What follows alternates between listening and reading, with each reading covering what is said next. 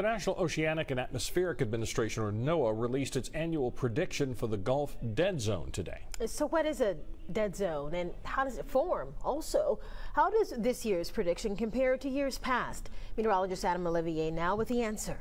Hey there, Bob and Lanisha. As we approach summer, we start watching the Gulf for tropical systems, but we also start watching it to see how big the Gulf dead zone will be. And first, let's take a look at what a dead zone is. Well, it starts actually much farther to our north, up in the Midwest, where all the nutrients from fertilizers and the soil up there travel down the Mississippi River and out into the Gulf of Mexico.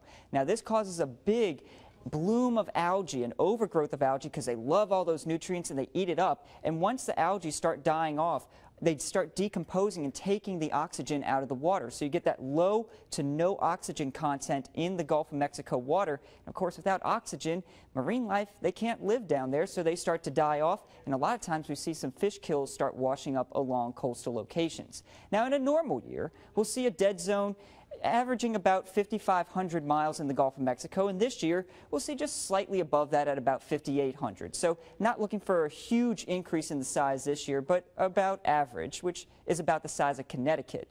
But last year we saw a much larger dead zone, in fact the largest in history at close to 8,800 square miles. You can see how much of the coastline this covered up last year. The good news is this year we won't be seeing that large increase in the dead zone.